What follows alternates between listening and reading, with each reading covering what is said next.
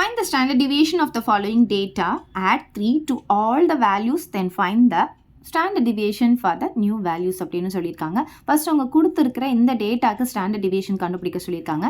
அதுக்கப்புறமா ஒவ்வொரு டேட்டா கூடயும் 3 வந்து நம்ம ஆட் பண்ணோம்னா புதுசாக வரும் பார்த்தீங்களா, அதுக்கு வந்து ஸ்டாண்டர்ட் டிவியேஷன் கண்டுபிடிக்க சொல்லியிருக்காங்க.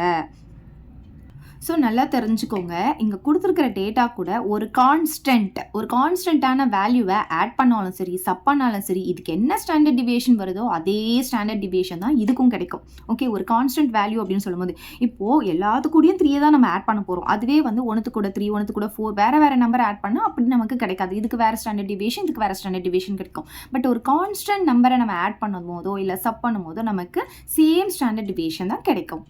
அதுவே நீங்கள் மல்டிப்ளை பண்ணுறீங்கன்னு வச்சுக்கோங்களேன், இப்போ ஒரு ஃபிக்ஸட் கான்ஸ்டன்ட்டை வந்து அந்த வேல்யூஸ் கூட வந்து மல்டிப்ளை பண்ணும்போது வர ஸ்டாண்டர்ட் டிவியேஷன் கூட அந்த ஃபிக்ஸட் கான்ஸ்டன்ட் வந்து மல்டிப்ளையில் இருக்கும். அதுவே வந்து ஒரு ஃபிக்ஸ்டு கான்ஸ்டன்ட்டை எல்லா வேல்யூவிலேருந்து டிவைட் பண்ணுறோன்னா அப்போ வர ஸ்டாண்டர்ட் டிவியேஷனும் இப்போ புதுசாக வர ஸ்டாண்டர்ட் டிவியேஷன் எப்படி இருக்கும்னா ஏற்கனவே கண்டுபிடிச்ச ஸ்டாண்டர்ட் டிவியேஷன்லேருந்து அந்த கான்ஸ்டன்ட்டை வந்து டிவைட் பண்ணுற மாதிரி இருக்கும்.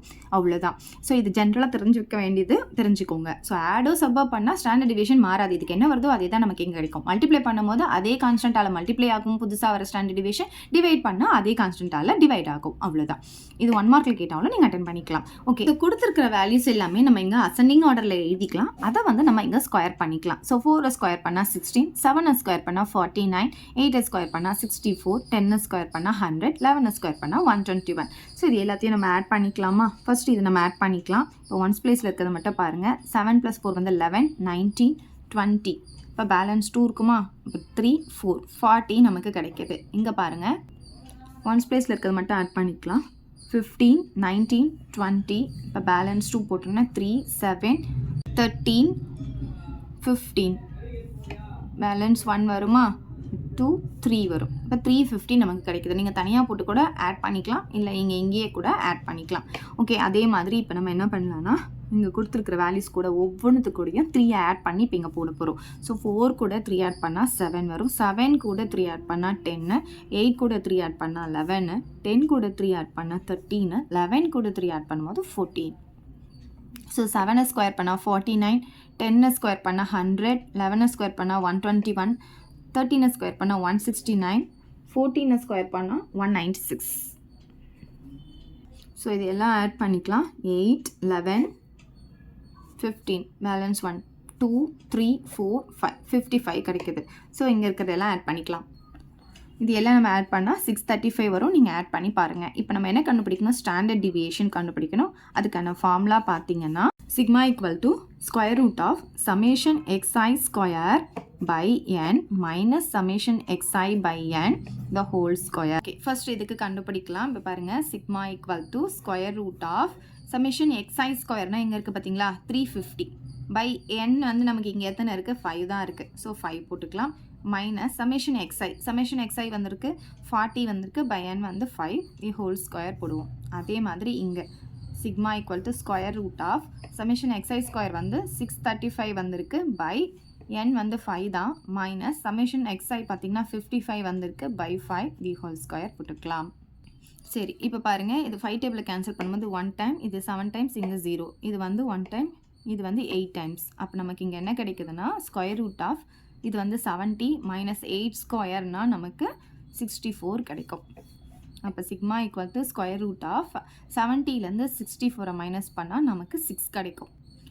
அப்போ இது ரூட்லேருந்து வெளியே எடுக்கும் போது அப்ராக்சிமேட்டாக நீங்கள் எப்படி பண்ணிக்கிறீங்கன்னா இந்த square root of 8, square root of 6 இதெல்லாம் வந்ததுனாவே 2 பாயிண்ட் தான் போடணும். இந்த 6 இருந்துச்சுன்னா 5 போட்டுருங்க, அவ்வளோதான். அதுவே ஸ்கொயர் ரூட் ஆஃப் 8 இருந்ததுன்னா 2.8 நமக்கு கிடைக்கும். அதுவே இங்கே 8 பாயிண்ட் சம்திங் இருந்ததுன்னா 2.9 போடுங்க, அவ்வளோதான். இதெல்லாம் வந்து ஞாபகம் வச்சுக்கோங்க. நம்ம ஒர்க் அவுட் பண்ணிட்டு இருந்தால் டைம் ஆகிடும். ஸோ 6 இருந்தால் மட்டும் 2.5 போட்டுருங்க. ஸோ இங்கே பாருங்கள், அதே மாதிரி sigma equal to square root of இது வந்து 5 டிப்பில் 1 டைம், இது பார்த்தீங்கன்னா 1 5s are 5, பேலன்ஸ் 1 இருக்கும். அப்போ வந்து 2 5s are 10, பேலன்ஸ் 3 இருக்கும், 7 5 சார். இது பார்த்தீங்கன்னா நமக்கு 11 டைம்ஸ். அப்போ இங்கே என்ன இருக்குது? 127 மைனஸ் 11 11s are 121 வரும். இப்போ sigma equal to square root of 127லேருந்து 121 போச்சுன்னா 6 கிடைக்கும். ஸோ ஸ்கொயர் ரூட் ஆஃப் 6னால் இப்போ தான் சொன்னேன், 2.5 போட்டுக்கோங்க, அப்ராக்சிமேட்லி போட்டுக்கோங்க. அப்போ என்ன வந்திருக்கு? ரெண்டுத்துக்கும் நமக்கு சேம் வேல்யூ தான் வந்திருக்கு. ஸோ அவ்வளோதான் இந்த some. Find the standard deviation of the data 23578, multiply each data by 4, find the standard deviation of the new values அப்படின்னு சொல்லியிருக்காங்க. ஃபர்ஸ்ட் அவங்க கொடுத்துருக்கிற டேட்டாக்கு ஸ்டாண்டர்ட் டிவியேஷன் கண்டுபிடிக்கணும். அப்புறம் ஒவ்வொரு வேல்யூ கூடயும் 4 வந்து மல்டிப்ளை பண்ணால் புதுசாக வர ஸ்டாண்டர்ட் டிவியேஷனை கண்டுபிடிக்க சொல்லியிருக்காங்க. நல்லா தெரிஞ்சுக்கோங்க, கொடுத்துருக்கிற வேல்யூ கூட சம் ஃபிக்ஸ்டு கான்ஸ்டன்ட்டை வந்து ஆட் பண்ணாலும் சப் பண்ணாலும் அந்த ஸ்டாண்டர்ட் டிவியேஷனில் எந்த சேஞ்சஸும் இருக்காது. அதுவே நீங்கள் மல்டிப்ளை பண்ணுறீங்கன்னு வச்சுக்கோங்க, ஒரு ஃபிக்ஸ்டு கான்ஸ்டன்ட் வந்து எல்லா வேல்யூஸ் கூட நீங்கள் மல்டிப்ளை பண்ணுறீங்கன்னா ஸ்டாண்டர்ட் டிவியேஷனும் அதே அந்த கான்ஸ்டன்ட் கூடயே நம்ம மல்டிப்ளை பண்ணி ஆன்சர் வரும். அதுவே டிவைட் பண்ணாலும் அதே கான்ஸ்டன்ட்டால் டிவைட் பண்ணி ஆன்சர் வரும். அது மட்டும் தெரிஞ்சு வச்சுக்கோங்க. அப்போ இதுக்கு தனியாக நம்ம கண்டுபிடிப்போம் பார்த்தீங்களா, அந்த ஸ்டாண்டர்ட் டிவியேஷன் கூட ஒரு 4 மல்டிப்ளை ஆகி வரும் புதுசாக கண்டுபிடிக்கிற ஸ்டாண்டர்ட் டிவியேஷன். அவ்வளோதான், அது முன்னாடியே நம்ம தெரிஞ்சுக்கலாம். ஓகே, இப்போ வந்து அவங்க கொடுத்துருக்கிற வேல்யூஸை நான் இங்கே எழுதிக்கிட்டேன். இப்போ என்ன பண்ணோன்னா இதை நம்ம ஸ்கொயர் பண்ண போகிறோம். குட்டி குட்டி வேல்யூவாக இருக்கிறதுனால நம்ம இந்த ஃபார்முலாவே யூஸ் பண்ணிக்கலாம். 2 ஸ்கொயர் பண்ணால் 4, 3 ஸ்கொயர் பண்ணால் 9, 5 ஸ்கொயர் பண்ணால் 25, 7 ஸ்கொயர் பண்ணால் 49, 8 ஸ்கொயர் பண்ணால் 64. ஸோ இப்போ நம்ம இதை ஆட் பண்ணிக்கலாம். Summation xi கண்டுபிடிச்சிக்கலாம். 5, 10, 17, 25 நமக்கு கிடைக்கும். சமேஷன் xi ஸ்கொயர் கண்டுபிடிச்சிக்கலாம். இது எல்லாம் நம்ம ஆட் பண்ணால் நமக்கு 151 வரும். நீங்கள் ஆட் பண்ணி பாருங்கள். அதே மாதிரி இப்போ இங்கே கொடுத்துருக்கிற ஒவ்வொரு வேல்யூவும் நம்ம 4ஆல் மல்டிப்ளை பண்ணி இங்கே போடுறோம். 2 4ஆல் மல்டிப்ளை பண்ணால் 8, 3 4ஆல் மல்டிப்ளை பண்ணால் 12, 5 4ஆல் மல்டிப்ளை பண்ணால் 20, 7 4ஆல் மல்டிப்ளை பண்ணால் 28, 8 4ஆல் மல்டிப்ளை பண்ணால் 32. இப்போ சமேஷன் xi நம்ம கண்டுபிடிச்சிக்கலாம். பாருங்கள், 10, 18, 20, பேலன்ஸ் 2 வருமா, 3, 4, 5, 6, 7, இங்கே வந்து 10, 100 நமக்கு வருது. 8 ஸ்கொயர் பண்ணால் 64, 12 ஸ்கொயர் பண்ணால் 144, 20 ஸ்கொயர் பண்ணால் 2 ஸ்கொயர் பண்ணால் 4, 0 வந்து ஸ்கொயர் பண்ணும்போது 2 0, அப்போ என்ன ஆகும், 400 வரும். 28 ஸ்கொயர் பண்ணால் நமக்கு 784 வரும். 32 ஸ்கொயர் பண்ணால் 1024 கிடைக்கும். ஓகே, இப்போ இது எல்லாத்தையும் நம்ம ஆட் பண்ண போகிறோம். Summation xi square equal to add பண்ணால் 2416 நமக்கு கிடைக்கும். நீங்கள் ஆட் பண்ணி பாருங்கள். ஓகே, இப்போ நமக்கு இதுக்கான ஃபார்முலா பார்த்தீங்கன்னா summation equal to square root of summation xi square by n minus summation xi by n the whole square. So இது ரெண்டுத்துக்கும் நம்ம போட போகிறோம். ஃபஸ்ட்டு பாருங்கள், sigma equal to square root of summation xi ஸ்கொயர்னு நமக்கு இங்கே என்ன இருக்குது, 151 இருக்குது பை n. என்னன்னா நமக்கு இங்கே எத்தனை இருக்குதுன்னு பார்க்கணும், 5 தான் இருக்குது. ஸோ இங்கே 5 போட்டுக்கலாம். மைனஸ் xi அப்படின்னு பார்த்திங்கன்னா நமக்கு 25 பை 5 தி ஹோல் ஸ்கொயர் போட்டுக்கலாம். அதே மாதிரி தான் இப்போ இதுக்கும் square root of summation xi ஸ்கொயர்னால் 2416 by 5 மைனஸ் சமேஷன் xi வந்து 100 by 5 தி ஹோல் ஸ்கொயர்னு வந்துடும். பாருங்கள், இது வந்து 5 டேபிள் நம்ம கேன்சல் பண்ண முடியாது, நமக்கு டெசிமலில் தான் வரும். இருந்தாலும் நம்ம கேன்சல் பண்ணிக்கலாம். பாருங்கள், 1 டைம் இது பார்த்திங்கன்னா 3 5s are 15. அப்புறம் இங்கே வந்து பார்த்திங்கன்னா 1 மட்டும் பேலன்ஸ் இருக்குது. ஸோ பேலன்ஸ் இருக்கும்போது நம்ம என்ன பண்ணணும், 0 போட்டுட்டு தான் நம்ம பாயிண்ட் வைக்கணும். அப்போ இங்கே நம்ம 0 சேர்த்தோம்னா நமக்கு என்ன ஆகும்னா 10 மாறிடும். அப்போ 2 டைம்ஸ் வந்து நமக்கு என்ன கிடைக்கும்னா 10 கிடைக்கும்.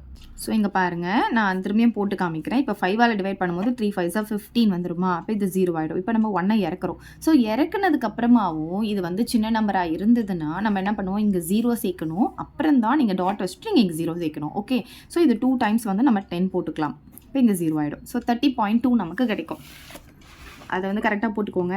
அதுக்கப்புறம் மைனஸ் இது 5 டேபிளில் 1 டைம், இது 5 டைம்ஸ். அப்போ 5 ஸ்கொயர்னால் 25 நமக்கு கிடைக்கும்.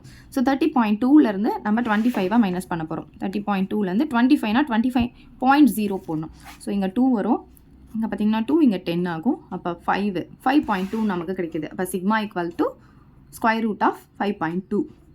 இப்போ சிக்மா அப்ராக்சிமேட்லி ஈக்குவல் டு, இப்போ பாருங்கள், நான் ஏற்கனவே சொல்லி கொடுத்துருக்கேன். ஸ்கொயர் ரூட் ஆஃப் 8னா 2.8 போட்டுருங்க.